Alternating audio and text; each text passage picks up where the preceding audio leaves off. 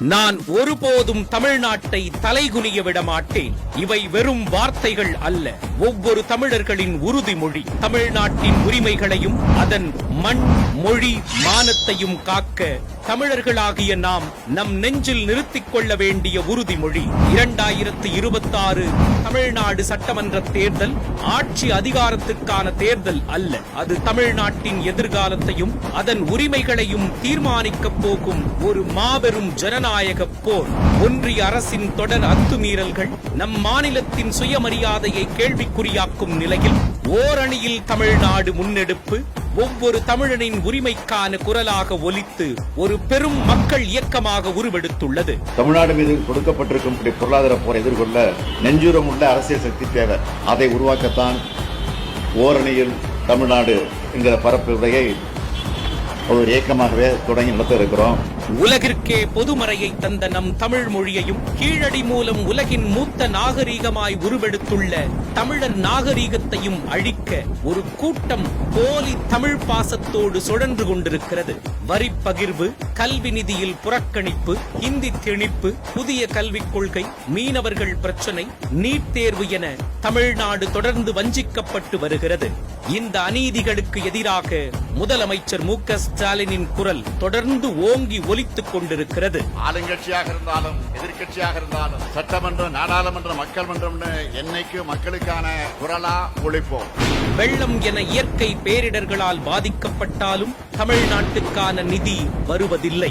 மக்கள் செலுத்தும் வரிக்கான வரி பகிர்வும் நம் மாநிலத்திற்கு திரும்ப கிடைப்பதில்லை. அதே போல நியாயமற்ற தொகுதி மறுவரையறையை கொண்டு வந்து தமிழ்நாட்டின் அடிப்படை உரிமைகளை கூட நசுக்கும் நாசகர வேலையில் ஈடுபட்டுக் கொண்டிருக்கிறது ஒன்றிய அரசு.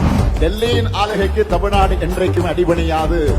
எதிர்காலத்தில் தமிழ்நாட்டுக்கு வரவிருக்கும் இந்த ஆபத்தையும் உணர்ந்து அதற்காக முன்கூட்டிய எச்சரிக்கை மணியை அடித்து பிற மாநிலங்களும் பாதிக்கப்படாமல் இருக்க இந்தியாவிலேயே முதல் முறையாக கூட்டு நடவடிக்கை குழு அமைத்து அதற்காக போராடிக் கொண்டிருக்கிறார் முதலமைச்சர் மு.க. ஸ்டாலின். நாம் தொகுதி மறுசீரமைப்புக்கு எதிரானவர்கள் அல்ல, நியாயமான தொகுதி மறுசீரமைப்புக்கு ஆதரவானவர்கள் என்பதே இந்த பெயரே சொல்லும். ஒரு நாள் நாம் கூடி ஆலோசித்து தீர்மானம் நிறைவேற்றுவது மட்டுமே இந்த போராட்டம் முடிவடைந்தது. உரிமையை நிலைநாட்டிட தொடர் நடவடிக்கை மேற்கொள்ள வேண்டியது மிக அவசியம். இந்த கருத்தியல் மற்றும் நிர்வாக ரீதியான ஜனநாயக போரில் நாமும் பங்காற்றி அனைவரும் தமிழ்நாட்டின் மண், மொழி, மானம் காக்க ஒருமித்த கருத்தோடு ஓரணியில் திரண்டு போராட தயாராவோம்.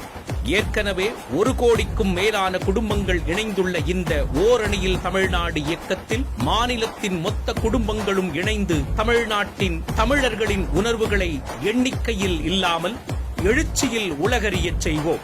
பாசிசத்தின் முகமாக இருக்கும் பாஜகவின் ஆதிக்கத்தை எதிர்த்து டெல்லியின் அதிகாரத்திற்கு அடிபணியாமல் தமிழ்நாட்டிற்காக உரிமை குரல் கொடுக்க தைரியம் கொண்ட ஒரே தலைவர் மு.க. ஸ்டாலின். தொடர்ந்து மக்களுக்காக களத்தில் நிற்கக்கூடிய அவருடைய கரங்களை வலுப்படுத்துவது ஒவ்வொரு தமிழ்நாட்டு மக்களின் கடமை. மீண்டும் சொல்கிறேன், நான் ஒருபோதும் தமிழ்நாட்டை தலைகுனிய விட மாட்டேன். இந்த உறுதிமொழியுடன் நாம் ஓரணியில் தமிழ்நாடு என இணைந்து தமிழ்நாட்டின் நலனை காப்பேன். தமிழ்நாட்டை தலைகுனிய விட மாட்டேன். எந்த சாதாரண அரசரும் எங்களை ஆள முடியாது. இது தமிழ்நாடு.